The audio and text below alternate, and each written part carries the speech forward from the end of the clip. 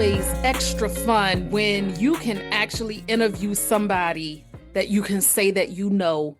And my guest today is someone that I am honored to know and respect and value, and that is none other than Sifu Rafael. Oh my goodness, if you don't know his name, you will after today. He is a martial arts guru. He is an accomplished entrepreneur and he is a masterful communicator. He works with people in communication and leadership. And y'all, he has a ton of podcasts. You hear me? I think Sifu has 7 podcasts, if I'm not mistaken, but he is a truly incredible human being. And I'm just not saying that. And he lives with such humility and a reverence and a quiet strength about him. Now, although he has the smoothest speaking voice that you will ever find, don't forget, y'all, I said that he is a martial arts expert, so Sifu can fight. So don't take his mild, even temper and tone as weakness. But all jokes aside, Sifu is extraordinary and it is so fun having him as a guest today. And with that being said, welcome to the Power Transformation Podcast. I am your host, Alethea Felton, and it is truly a privilege to be here with you today. And we are going to learn about Sifu's journey and what led him down this road of helping people communicate. What a story he has from his childhood all the way until now. This is an episode you do not want to miss. And so we want to jump right into this. Thank you again. Go ahead and subscribe to the Power Transformation Podcast. We are on all audio platforms, and our YouTube channel is now launched. I am still gradually uploading videos onto YouTube. And so thank you so much for your support in keeping this show going and thriving. We're going to go ahead and start with our affirmation. I'm going to say an affirmation here on all of the audio shows. We do an affirmation, speaking those things into existence and speaking them with confidence. So I'm going to say the affirmation once and then you repeat it. I am a confident and capable communicator, using my words to create understanding and inspiration. I am so excited today to have this guest on the Power Transformation Podcast. And as you heard from my intro, he is a podcasting genius, a podcast guru, a speaking expert, but more importantly, he is someone that I am getting to know as friend, and that is none other than the legendary Sifu Rafael. Welcome, Sifu, to the Power Transformation Podcast. Alethea, it is such a pleasure. And by the way, where do I send a check for that beautiful introduction? Oh, wow. Thank you so much. The pleasure is all mine. You have truly, in just these several months that I've known you, I've met you about June. And when we're recording this, it's November. And I just have to tell you what an impression that you made on me when I first heard you speak. And it took a while for us to have a one-on-one, but I'm so glad that I scheduled that. So this is going to be such a delightful, insightful conversation. And I always like to start with a fun, lighthearted question in terms of just asking something about guests as an icebreaker so we can get to know you more as a person. And so, Sifu, this is my question for you. If you could have one hero's superpower, so say you were a hero and you had a superpower, which superpower would you not want to have and why? Not want to have Mm-hmm. death touch. Really? Yes. Tell us more.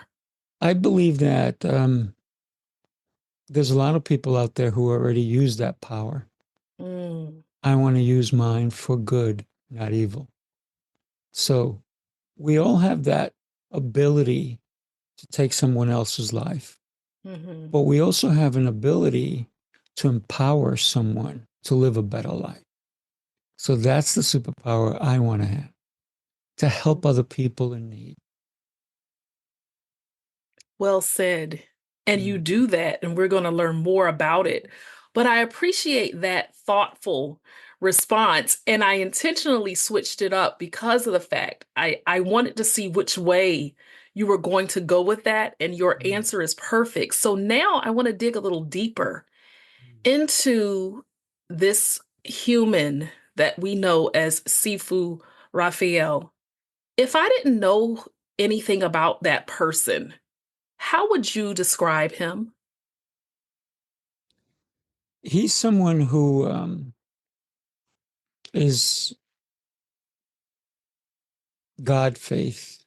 God, when I say God and faith, um, they don't sound correctly, Mm, but in order for me to believe in God, I have to have the faith. And He's giving me the faith to believe in me. So He's someone who understands that He is on a mission to help as many people understand the beauty that God has put in every one of us. hmm. And when I say God faith, I know it doesn't sound right. And somebody who teaches communication, I know that really doesn't sound right. But those two words truly would describe me to someone who didn't know me. I believe in God, and I believe God has given me the faith to help others believe in themselves. Mm, wow. Sifu, take us back to some of your early beginnings. And when you talk about this concept of a God faith, take us back to some of your early origins and describe a moment when you first recognized that God as well as faith and how the two combined in your life at a young age. Mm. My parents raised me Roman Catholic, but it wasn't my choice. Just like many kids don't have a choice whether they are born Muslim, Jewish, whatever religion. Mhm. And I think it's up to each one of us to figure out what we truly believe. Where is the faith? And for me, I followed the faith that my parents brought forth. And there was so many unanswered questions. And I kept asking, and could not find. And then later on, I realized that no matter how far I looked, under what rock I looked, it was up to me to find my faith. Mm, And I realized I've always believed in God, and it didn't matter what faith the name of the faith was. So whether it was Jewish, Muslim, Catholic, whatever, it wasn't that. It was the belief that there is a higher power that has put me here. And what is the mission that I've been given? Think of a soldier, right? A mm, soldier is not a soldier without a mission. Otherwise, they're just sitting somewhere waiting mm, for orders. So my whole life, I've been that soldier waiting for the orders to come in. And when mm, the order fully came in, it said, take care of you first and then help as many people as you can. So early on, the question of faith truly, truly came to me when I lost the ability to walk. mm, No one had answers for me. The amount of pain I went in through and into, no one can tell me why I was feeling. No one spoke to me. Mm-hmm. They took me to doctors. The doctors didn't even talk to me. They talked to Wow. my parents. So I was left out of the equation of my own pain, which is a little baffling. Yeah. Because if someone is going through something, it's worth their while to know what it is, right? So Exactly. when we go through any pain, why is it happening? If I put my hand on a flame, I am aware that I'm getting burnt because of the flame. Mm-hmm. But when my legs turn backwards and I contracted polio and lost the ability overnight to walk, the question is, we all say, why me? Mm-hmm. I don't ever remember asking that question. I was too young. I never asked that question. I still don't today. And I think now I know the answer, even though I didn't ask it, Uh-huh. because I had to go through it, because I had to go through that evolution of me to understand that pain to me now, it means I'm alive. Hmm. Wow. Let me pause you here. When you said that you caught it young, and I'm going to touch on certain points that you made, how old exactly were you when you contracted polio? About three. Wow. Wow. So, in those early days, what I'd like to also bring up is the fact you were, from my recollection, the 10th of 12 children, correct? Very good memory. Yeah, Yes. right. 10, right? Okay, so you were the 10th of 12 children. So although you describe yourself as becoming this soldier, what I already envisioned is that you were already brought up with a small army around you when it came to, when it came to your siblings and your support system. So when you are at that young age as 3, while the full and total awareness may not have been there, Sifu, can you recall any type of feelings, emotions, thoughts that you had at a young age when you couldn't walk, or did those revelations come to you later? Some of us can think back to when we were really, really young and you knew about the pain. But even at that young age, did you ever feel that you were different or that something was wrong? Or did you simply just accept the fate as how it was? We can talk about acceptance, but Mm, not wanting to stay in it. mhm, So for me, it was, this is happening. How do I get out of it? mhm. So if I was thrown in a hole, how do I climb out of it? That's all I knew. So I did not blame anyone. I just said, okay, I need to get back to what I recall. Don't get me wrong, at 3 years old, I just basically learned how to walk. Exactly. Mhm. So it wasn't Yeah. that far fetched from I'm crawling to, oh, I'm crawling again. Mhm. It was not too much later than that I was given braces, full leg braces. Imagine Forrest Gump, and that was me. Uh-huh. And for me to walk 10 feet would have taken me probably an hour, Mm, which would take me seconds now. So it was a matter of, if I had given up, if I would have said, I accept and stayed there, who knows how my recovery, if you will, would have come about. But I mhm. didn't see it as a stop. Yeah. I saw it as a pause. Okay, I'm down. I got to get back up.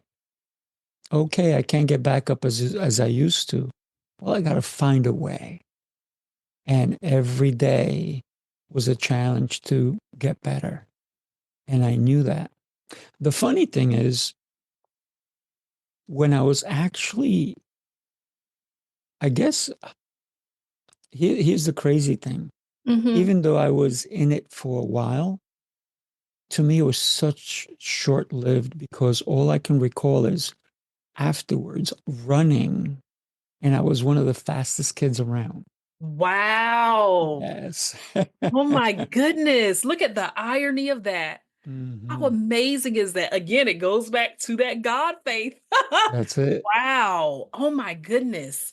One of the fastest kids around. And just the fact that that young age, your resilience journey started in more ways than one. And then even when it came to your own self identity in terms of physically, something unique happened to you in terms of even as a child is that you had shared with me that you had platinum blonde hair and blue eyes Yes. until you were about 8 or 9 years old. And so navigating that as looking different from others in your family or others around you, that difference actually has led into this superpower you have, in my opinion, of helping others own and find their voice and speaking with such clarity.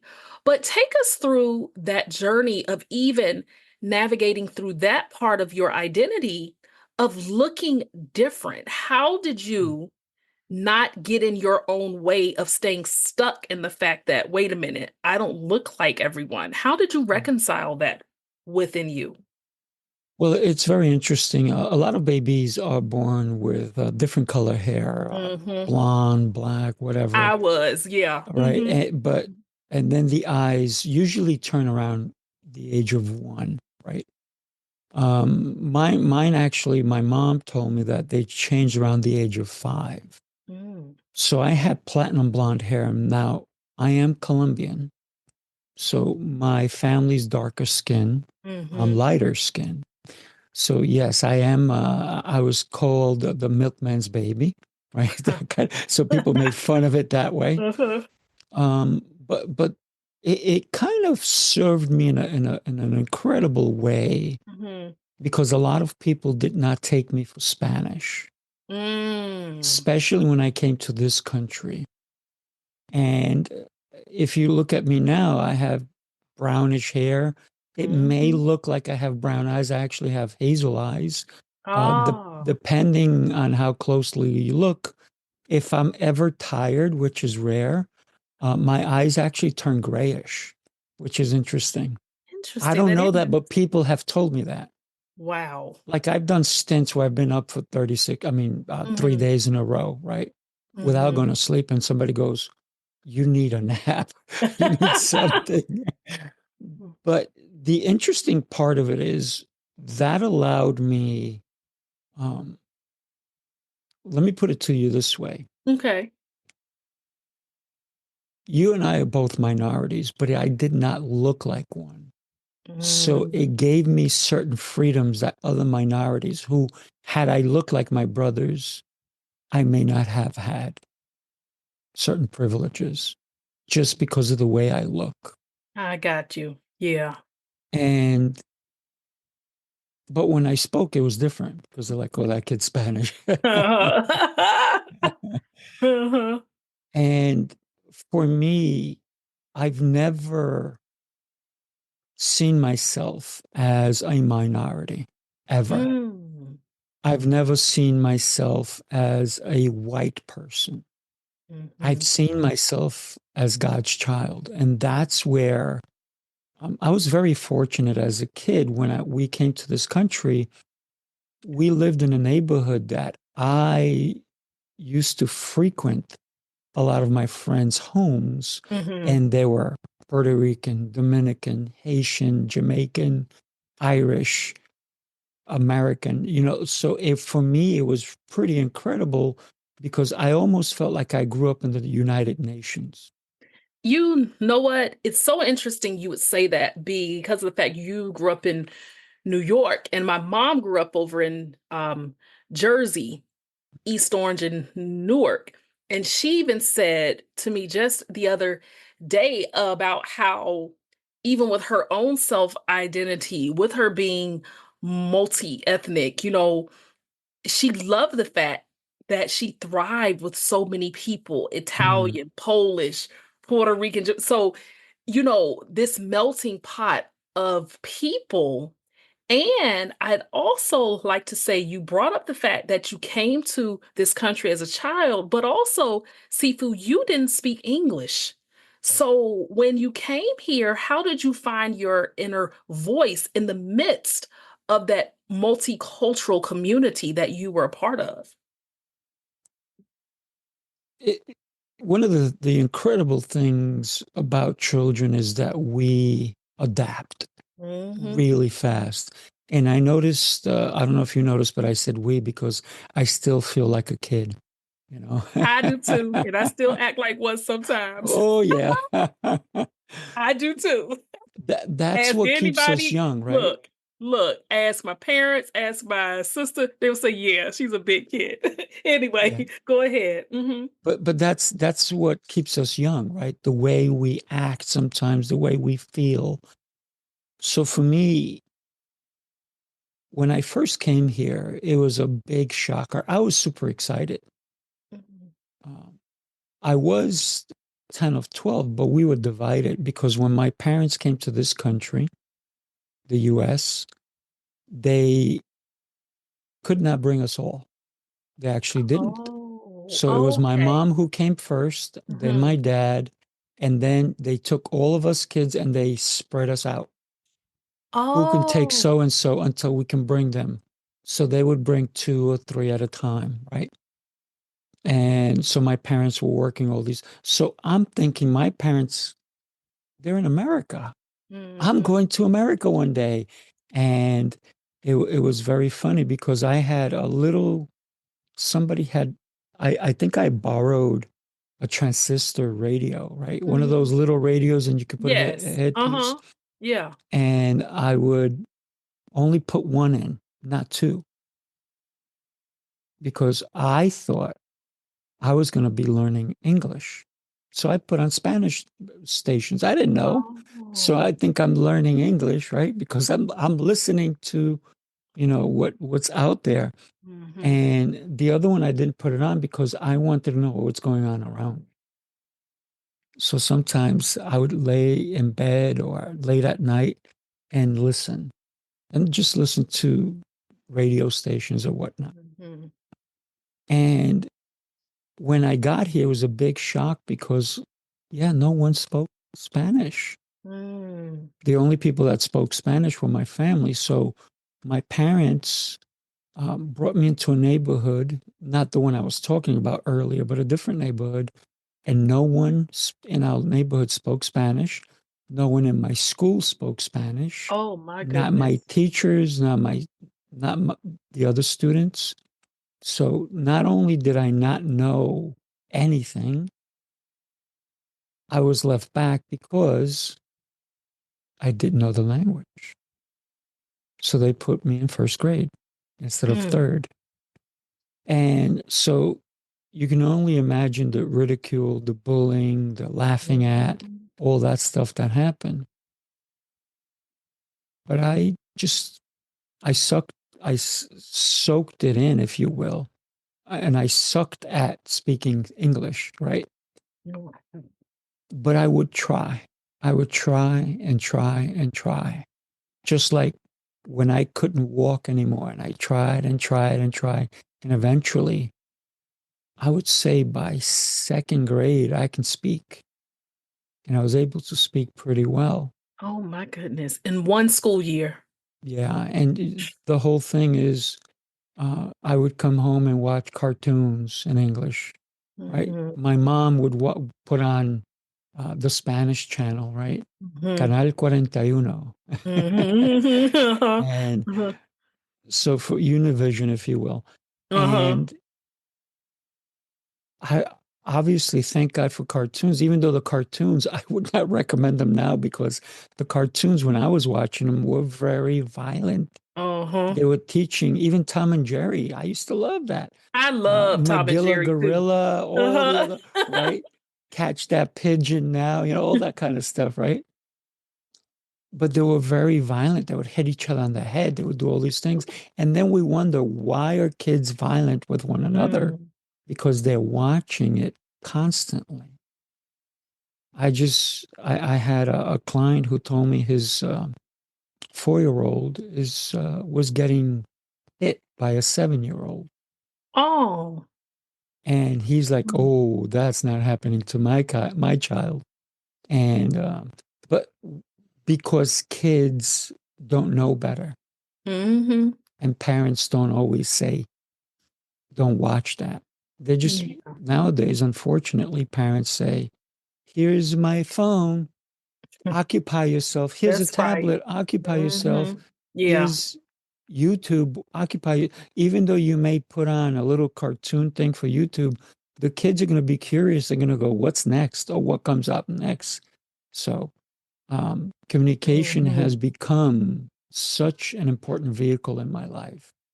And so, in terms of that communication, since you learned English by the time you were in the second grade, and of course, by now you had immersed yourself, you started soaking everything in.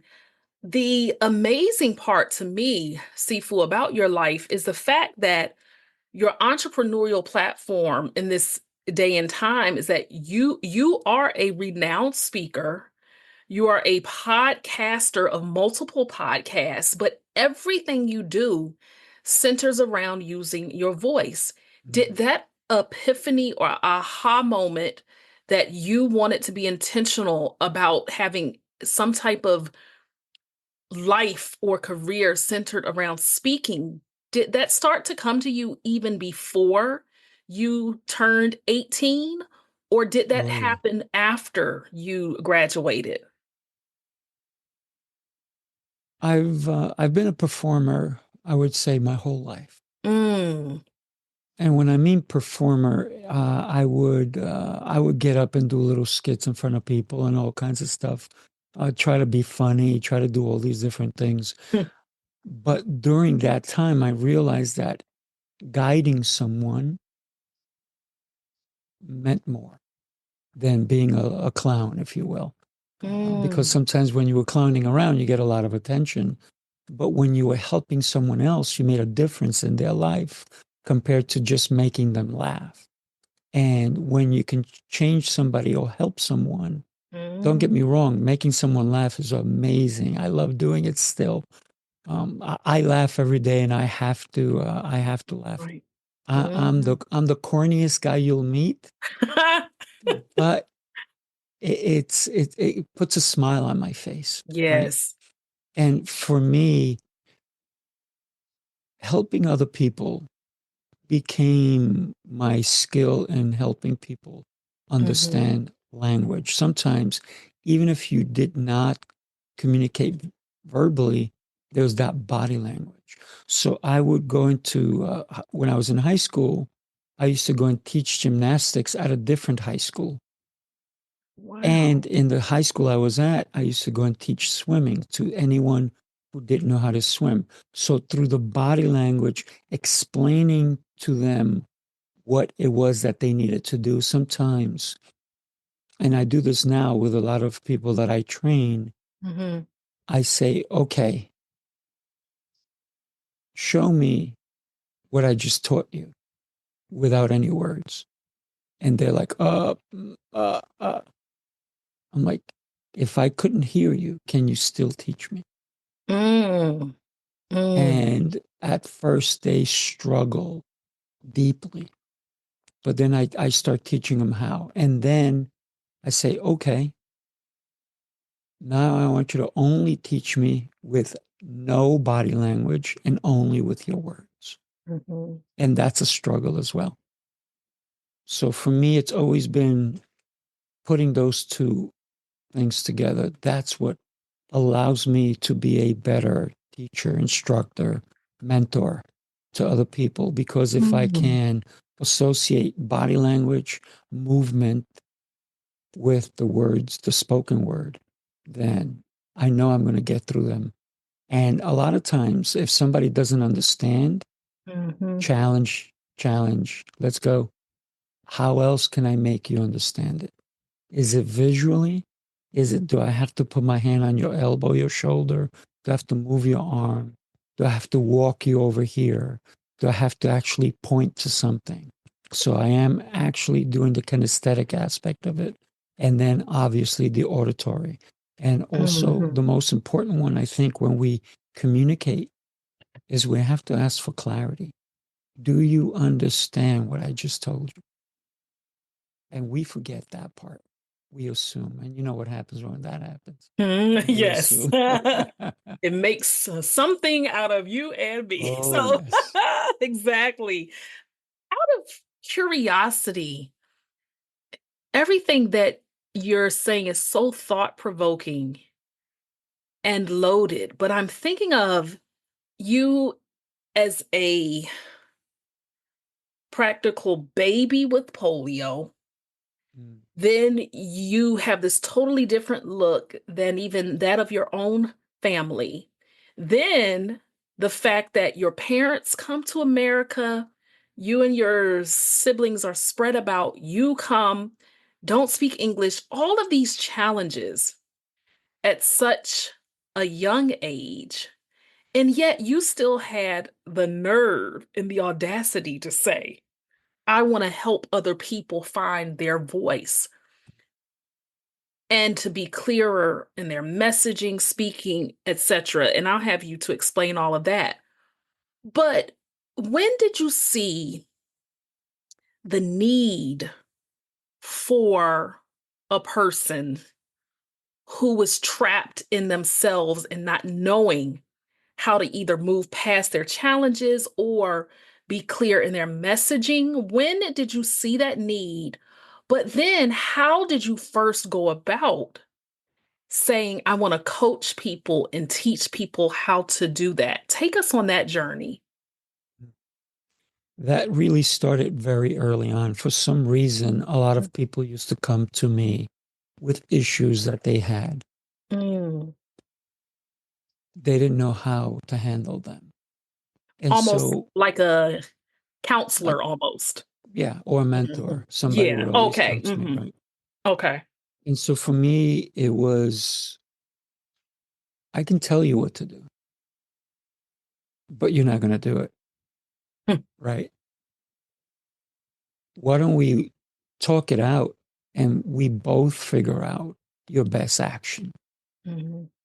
Because if it was only one sided, me giving them the advice, which I already knew, a lot of times I was like, oh my God, I cannot believe you don't see it in front of you. But if I said that to them and I said, do this, this, and the other, trust me, oof, I'm very aware of people who say, trust me. And then I usually run the Mm. other way. Mhm. When people tell me, trust me, I've had too many people say that, and I see what the trust is not mutual, if you will. Mhm. I So understand. instead of having them be told by me what to do, it was important for me to help them see their options. And I did that from very, very early on, Mhm. all the way from kids trying to cheat on me. I guess I was a goody two shoes in school. I Okay. was.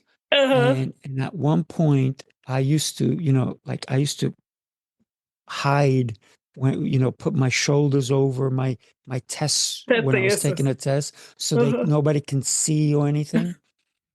And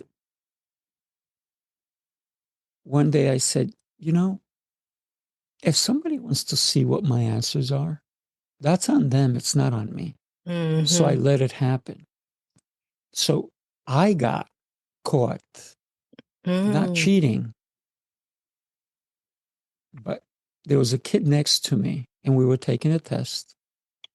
And he asked me to move my arm so he can see the answers. Mhm. And when I said something to him, like, what, you can't see it? I was a little annoyed. Guess what? The Oh. teacher called me out. I got an Mhm. F. The teacher thought Ah. I was cheating. And I was like, okay, from now on, my arms are off the table. I'm just putting it out there. If anybody wants to cheat, it's on them. And sometimes it's very funny because when somebody wanted to cheat off, I would like lean back and say, okay, when I'm done with my test, it's done. So it's up to you. Uh-huh. And that doesn't mean that all my answers were correct. But if somebody needed to look at my answers that day, Mm. that's on them. So we have to understand that when we are willing to cheat, it's on us because we're cheating ourselves Mhm. 100%, even if the answer is right, because we did not do the work Yeah. to get the answer. So we will never have that knowledge. It's like reading a book and putting it down, reading a book and putting it down. How many people have you personally known who said, oh, I read so many books? Okay, tell me about one of them. Well, too many to remember. Mhm. Okay, I get that. It's important for all of us to take into account our actions reflect our tomorrows. What I Yes. do today will make me a better person tomorrow, Mhm. or I'll stay the same, or I'll be less than, Mm. but it's up to me. Wow. You often talk about having an inner communication, and my question to you, when you were speaking about people who would come to you for mentorship, or they often sought you out because they were seeking answers about something, what would you say to either a client or even maybe a listener or viewer who is feeling as if they are trapped in a cycle of negative self talk? How did you manage to not get in that type of trap? And what could you say to someone else that maybe they are communicating within themselves, but their communication isn't healthy? Mm. When we have that negative talk, Hmm. when we self sabotage, it's it doesn't start with us. It started with someone else. Mm. Someone else told us we're no good. We stink at that. We're too tall. We're too short. We're too this. We're too whatever. And we allow those words to penetrate our core. Those are hard words to get out. I, the way I lead my life is based because I was badly abused as a child, badly. Mm. And when we can say, it's not my fault, it's not about me, it's about them. They're broken and they don't want to stay broken alone. Mm. I found out that there's, I believe it's in Japan, where when something is broken, they don't throw it out. Mm. They actually put it together and they put gold dust on it as well so that you can see the beauty of the break. Mm. And every time I was broken, I put my own gold dust on my breaks because nobody else was doing it for me. I had to look in the mirror and say, man, you're beautiful. Mhm. You're incredible. You're this, you're that. But none of it was, you're ugly. You're no good. You'll never succeed. None of these things. No matter how many people said it to me, no matter how many people made fun of me, it was me seeing that if I am created in God's image, Mm-hmm. and God is beautiful, then if I am made in his image, I too am beautiful.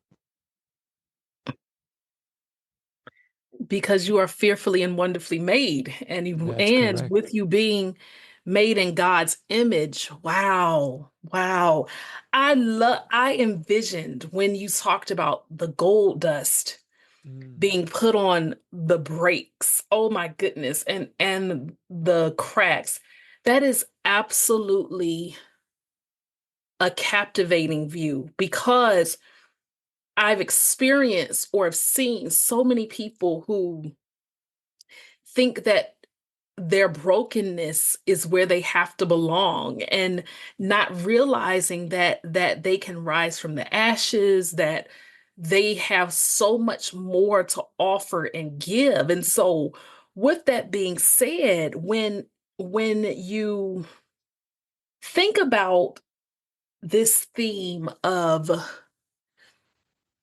empowerment, resilience, transformation, all of that.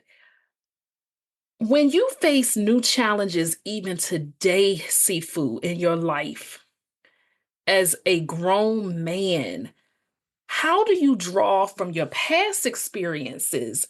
But what else do you do to stay grounded and focused and forward moving? And I ask this because you have done and continue to do incredible things where I see the successes that you've had, but all of those don't come without a cost, don't come without a price.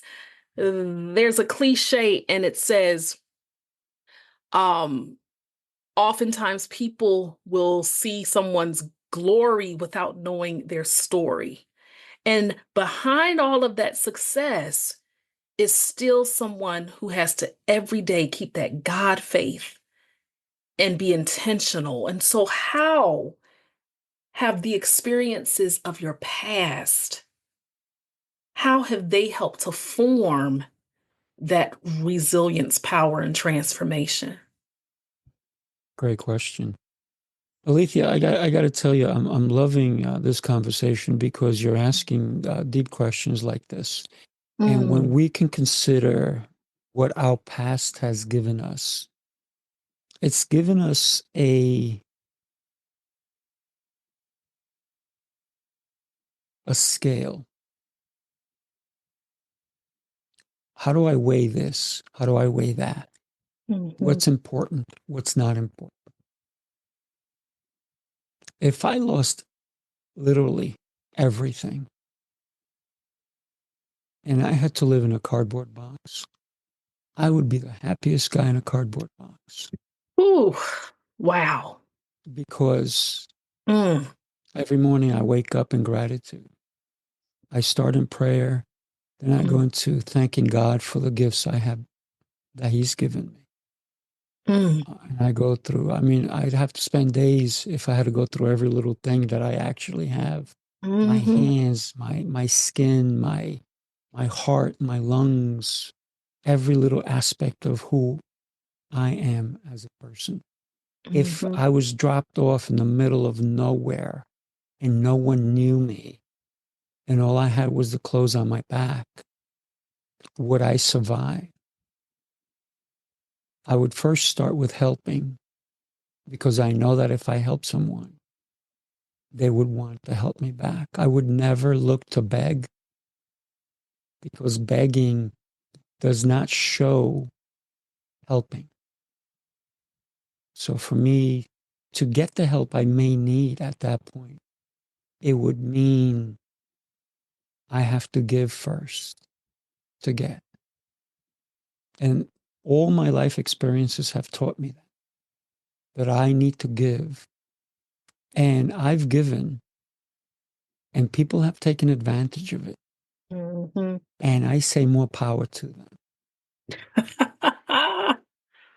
They Ooh, may flourish in what mm, I've done for them, and they may push me aside from being on a board of trustees to all of these different things. And I did so much for a certain company and they didn't see it. And that's okay. It Mhm. only made me stronger, wiser. And would I do it again? Would I help someone else? You better believe it. Why Mhm. would I help them? Because that's my mission. That is why I'm here.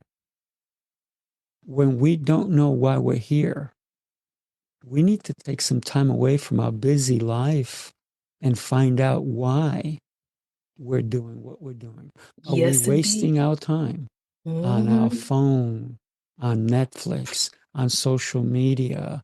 And then we go, yeah, I don't know what I want to do with my life. Well, maybe you should stop, sit, turn off the light so you have nothing, bless you, coming in. I know you're muted, so, but I Yes. had to say bless you. Thank you. Yeah. Yes, you all I sneezed, but I muted. But anyway, go Yes. ahead. Thank Um, you. Mhm. but see that right there is body language, right? When we can acknowledge another human being, Yes. that's why we're here. This is why sitting in darkness is so powerful, powerful. I'm going to say it again, powerful thing we need to do regularly Mhm. so that we can be with us. So many people have hundreds of friends all over the place, and everywhere they go, they have to have somebody around because they're Mhm. afraid of their own shadow. They're Oh. afraid of them. To become the person you need to become, you need to become you. You need Mhm. to be you wherever you go because no matter what, you're there.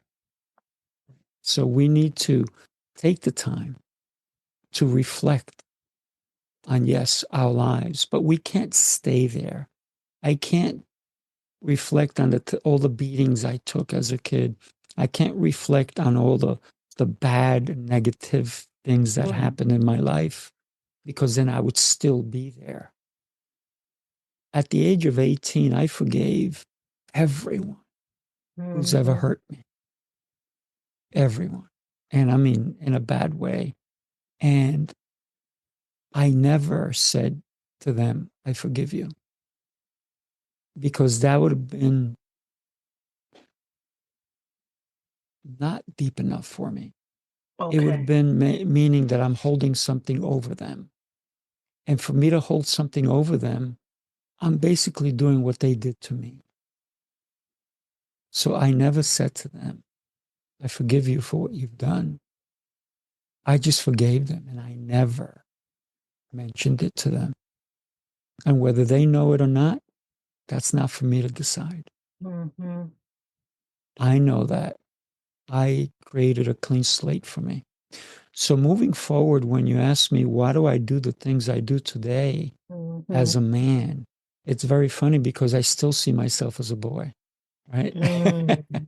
Yeah. And the innocence of a young boy or young lady is that we trust. And we're going to get burned when we Mhm. trust. I still can't help it. I still trust. I still get burnt. Even this year, I've been burnt. Guess what? Mhm. That does not take away from my trust That's in right. humans. And because if I stop trusting, I'm going to not trust the person who needs to be trusted the most. And then they're not going to have an opportunity to shine because I didn't give it to them. So therefore, I also Wow. have to trust me, right? Yeah. Mm. Mhm. Yes. Of course.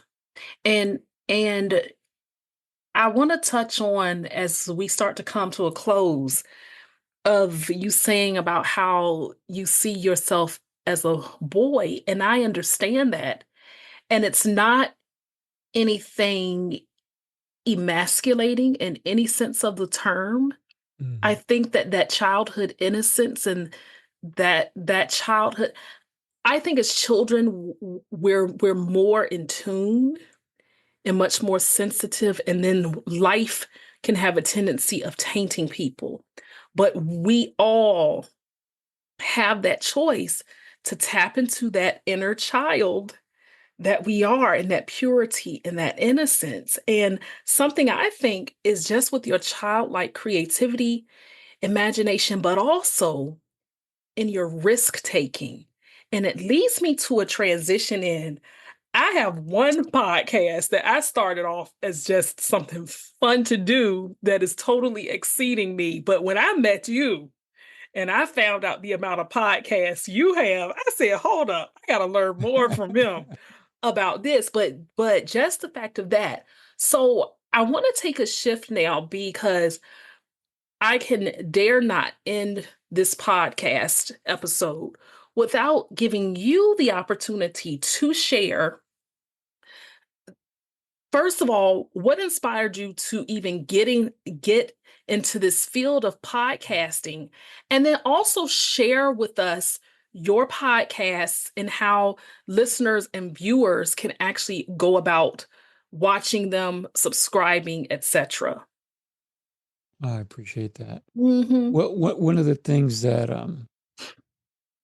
made me decide to start is COVID. So many coaches approached us through email and phone calls, but there were coaches who were not coaches. They had not Mm-hmm. been doing it for years. And I get it. A lot of people had a shift, people lost their jobs. I understand that. But to tell someone, do what I'm doing, yet they're just literally, they only started 3 hours before they reached out to you. Mm-hmm. That, and it was constant.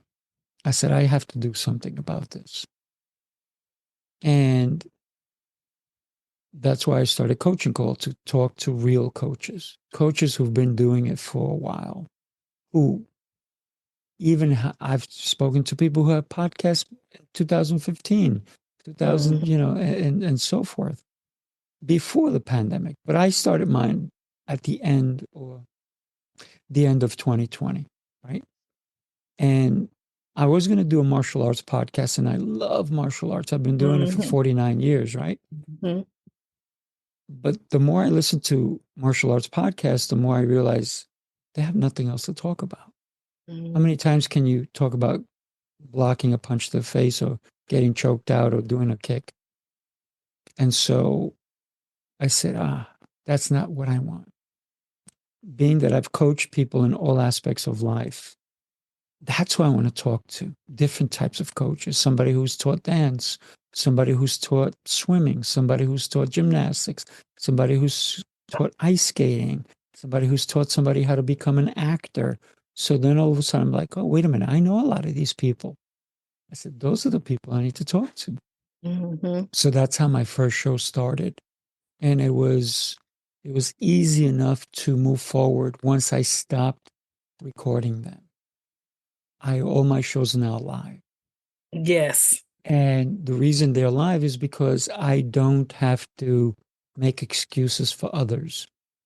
Just like I didn't have to make an excuse for the person that cheated off me on a test, I don't have to make an excuse for somebody who comes on and they don't present themselves well Mm-hmm. or properly or have bad backgrounds or whatever, bad microphones and so forth. So I let them know this is live. If you went on a TV show right now, if you put on channel 7, 2, whatever, Mm-hmm. how would you show up? That's right. How would you show up? Right. And so, considering that, once I did that, I went live. Oof, life changed. I was able to now create more shows, which I'm about to do a seventh show. Wow. I love it. Yes. And for Yes, me, you all heard him right. He said he's about to do a seventh show. I intentionally did not say how many podcasts he had because I knew he would say them. But yes, currently he has six. As of mm, when we are doing this, this is November. By the time this airs, that seventh one will probably be ready. So I will give an update. But anyway, go ahead. yeah, it's either coming out in December 24 or January 25th. Yeah. But Okay. when we and the reason I do the shows is because I realize that my voice is my voice. But if I can resonate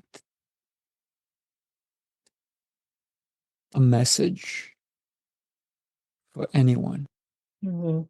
to do better, to feel better, to become more, and I can bring other experts on board, wow, that that's what excites me the most about the shows Mhm. I do. And Mm. a lot of people say, well, why do you do so many? Because every one of them is unique. I've created every single episode. I've created every single show myself. And the reason for that is because the message that we have to put out there to help one another, to create a community of people who say, I need to do better. Mm. No matter how good you think you are, you could do better. Don't Wow. ever compare yourself to anyone else. No matter you can't compare the look. You'll be living looking up to the Joneses, and the Joneses are looking up to the Johns, and the Johns are looking up to the Smiths, That's and so right. The forth, and so ongoing forth. cycle. Hmm. And no one knows the struggles that each other have. But when we focus on us, then we can focus on helping others. So prosperity is not selfish. Prosperity, if done well, is to help others, help those who are in need. Right now, through my church, they're doing a shoebox giveaway. Hmm. Everybody takes home a shoebox, they put stuff in it, and they're giving it to other countries. Now, Oh, the other thing that I'm doing is I'm having people bringing me gifts and stuff like that, toys, brand new toys, books, things of that nature, and we're going to be donating those as well. So it's wow. always, how can I encourage someone to do a little better? And the ones that we need to encourage are our future kids. They need the most encouragement. They need to get off Hmm. those darn tablets. Hmm. Yeah.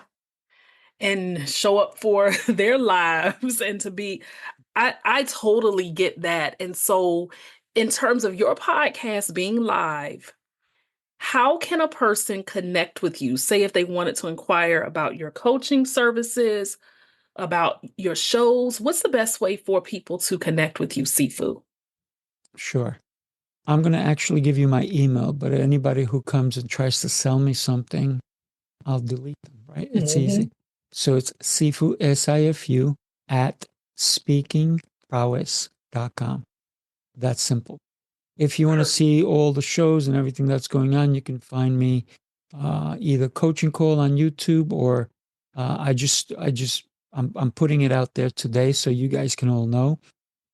It's going to be Sifu TV, Sifu Rafael TV on YouTube. And because it's going to showcase all my shows, it's got all kinds of fun stuff on it. And then you can always find me on Facebook, Sifu Rafael G. Pretty That's easy. right. Hmm. And please, I encourage all of you to learn so much more about him. We didn't even scrape the tip of the Mm. iceberg when it comes to Sifu's life. But as this interview comes to a close, I do have one question for you as we leave. That question for you, Sifu, today is with you saying how you still inside, feel like a boy and you still have a lot of that childhood energy and excitement. I'd like us to go back briefly. And although you're there, imagine that that young boy who came from your country, Colombia, and didn't speak English, was experiencing certain things behind the scenes that maybe a lot of people didn't know. And suppose that although yes, you've had this God faith, suppose it was just a tough day for that young boy, but he wasn't hopeless. It was just a tough day. What would you say to that young boy as a word of encouragement for him to continue being a shining light no matter the obstacles that he faced? What would you tell him? You have so much more to give. Today's just an obstacle that's been put in your way. Go around it, jump over it, break through it, whatever it takes. But don't let today define you. Thank you for tuning in to this episode of the Power Transformation Podcast. If you enjoyed this episode, be sure to follow or subscribe, leave a 5-star rating, and write a review. It helps us inspire even more listeners. And don't keep it to yourself. Share it with someone who could use a little power in their transformation. Until next time, keep bouncing back, keep rising, and be good to yourself and to others.